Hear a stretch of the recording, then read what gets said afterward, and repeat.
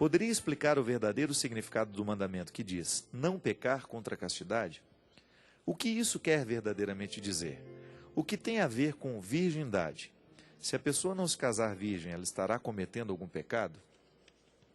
Bem, toda vez que nós falamos de não pecar contra a castidade, nós estamos falando da totalidade da sexualidade, né? Nós não podemos restringir a castidade apenas à genitalização.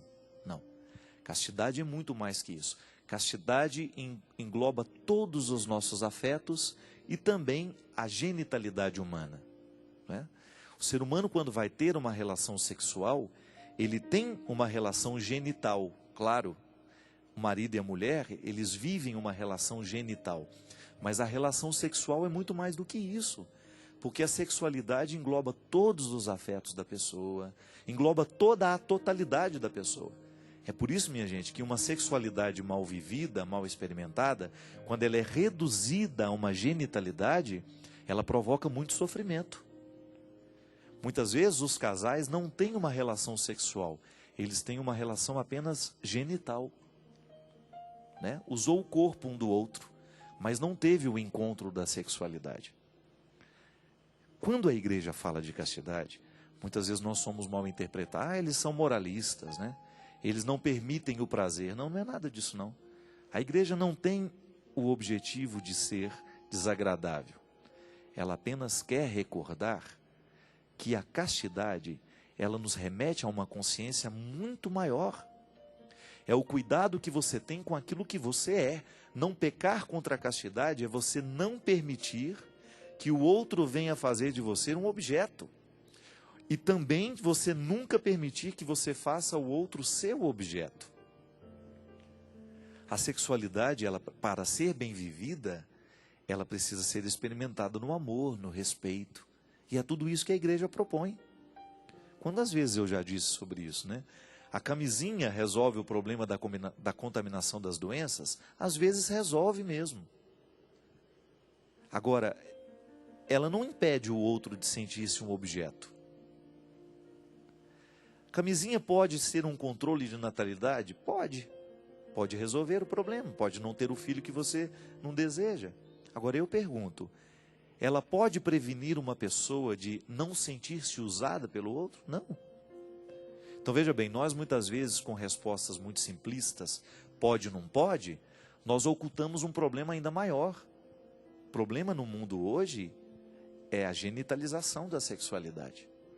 Quando você descobre que os jovens estão cada vez mais usando e sendo usados, estão reduzindo a sua sexualidade a uma relação genital. E muitas vezes não existe nem o respeito, não existe o amor, não existe a fidelidade. Por quê? Porque as pessoas estão muito genitalizadas. Isso é terrível, minha gente. Então, quando nós falamos de castidade, não pecar contra a castidade, nós estamos propondo, isso é um mandamento divino, né? Que nós humanos sejamos administradores deste dom maior que é a nossa sexualidade, que é a nossa capacidade de amar, que é a nossa capacidade de estar com o outro. O padre, por exemplo, qual que é o grande desafio de viver a castidade? É a restrição da genitalidade? É. Mas o maior desafio é ele ser capaz de amar também os outros. O desafio da genitalidade é um dos aspectos da castidade. Agora, não adianta nada ele viver a restrição da relação genital se ele não é capaz de se abrir e de se dar aos outros. Como padre, como ser humano que está aí para amar a humanidade, acolher essa humanidade. Ainda ontem conversava com Dom Carmo, meu bispo, né? Quanto sofrimento no mundo hoje nós temos, quantas situações difíceis nós encontramos pela vida, e você como padre, eu, né, no caso, eu tenho a oportunidade de estar com aquelas pessoas de maneira muito bonita, muito interessante, muito completa. Por quê? Por causa do voto da castidade. É a abertura do coração para acolher o outro. Esse é o principal aspecto que nós precisamos ter consciência. Não é apenas uma restrição de genitalidade, mas é uma proposta de amplitude, de abrir o nosso coração para acolher o mundo com todas as suas deficiências, com todos os seus medos, com todos os seus sofrimentos. Então, não pecar contra a castidade é isso. É você tomar a consciência de que você é um ser humano que precisa, que tem a obrigação de administrar bem essa totalidade que você é. E que nós pecamos cada vez que nós nos fechamos, não amamos o outro de um jeito certo, ou queremos o outro para nós, né? Isso é pecar contra a castidade. Quando eu tenho ciúme em demasia, quando eu quero tomar posse do que o outro é, isso é pecar contra a castidade. Quando eu não sou capaz de respeitar o outro, a vida do outro, o que o outro sente, quando eu brinco com o sentimento do outro, eu estou pecando contra a castidade. O problema é que na nossa cabeça, quando fala de castidade, a gente só lembra de relação genital. E não é. Isso é empobrecer o voto. Isso é empobrecer a reflexão. Quem disse que o casal, mesmo vivendo a vida genital, né, a relação genital, não pode viver a castidade? Quem disse? Sabe como que eles podem viver essa castidade? Vivendo a fidelidade, o amor, o respeito, sabendo que o outro não é um objeto, que o outro não está ali somente para satisfazer as necessidades físicas. Ô, minha gente, quantas mulheres sofrem terrivelmente por isso? Não estou dizendo que o homem não sofre, não. É que, na verdade, a mulher tem uma... A genitalidade da mulher já é interna, né? O homem, o órgão sexual do homem é para fora. Então você já tem uma diferença muito grande aí. A mulher sente com mais profundidade o sexo. A mulher sente com dons específicos a relação sexual. Ela é o lugar onde a vida é fecundada. Toda essa região genital da mulher é preparada para receber a vida. É o caminho por onde a vida vai. Então tem uma sensibilidade muito especial ali. Eu não sei se vocês assistiram Dom Juan, né, que é o grande conquistador, né? Ali dentro da literatura, ele é colocado como um homem que verdadeiramente soube conquistar as mulheres. E naquele filme há uma cena interessante, porque o velho está interessado pelas histórias que Dom Juan conta, né? Lá no caso, o Dom Juan é o Johnny Depp, né, o nome dele? E o velho que quer ouvir as histórias de Dom Juan é aquele que morreu tem pouco tempo. Marlon Brando. Então o Marlon Brando fica escutando as histórias que o Dom Juan conta e depois ele vai aplicar com a esposa dele.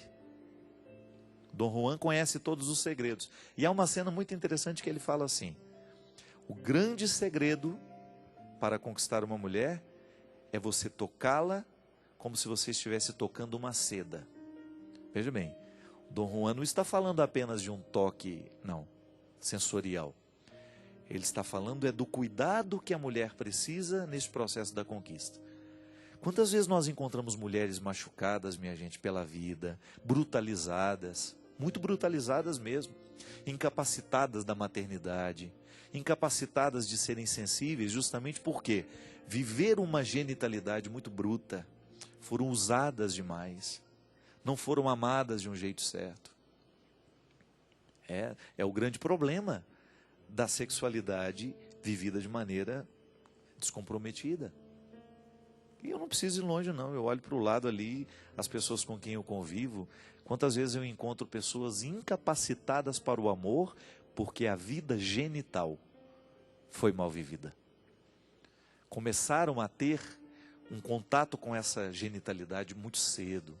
Foram abusadas sexualmente, né? E aí a sexualidade virou apenas vida genital. E volto a dizer, a mulher é para dentro, né? Então o marido, para ele tem que ter muito cuidado. Porque às vezes ele nem sabe se a mulher está verdadeiramente sentindo prazer com ele.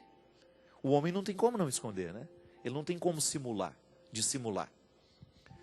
Você olha para uma mulher e nem sempre você sabe como é que ela está recebendo aquele carinho. Então, nós precisamos ter essa compreensão um pouco mais profunda. Isso melhoraria tanto a vida dos nossos casais, né? Às vezes os casais se machucam tanto, sofrem tanto justamente por causa disso, porque não vivem a castidade. Ah, padre, mas castidade é só para vocês, padre. Não. O dom da castidade, que engloba todos esses respeitos que eu estou dizendo, todo esse amor, você não vive a restrição genital, que o padre e que a freira vivem, né? Mas você também é convidado a viver e não pecar contra a castidade. Quando você começa a ficar diante do outro de uma maneira mais respeitosa. Quando você começa a olhar para o outro com um pouco mais de respeito. Tantos casamentos teriam dado certo se isso tivesse sido uma regra. Se os casais não tivessem se esquecido que eles também precisariam viver a castidade. Que eles também precisariam viver este comprometimento diário. Porque o amor, minha gente, tem que ser assim. Ele tem que nos unir, ele tem que nos congregar para a gente fazer o outro ser melhor. Ser aquela presença que alivia, ser aquela presença compreensiva, que promove, que faz o outro avançar. Caso contrário, é objeto. O outro é o objeto da minha satisfação. E eu uso quando eu quero.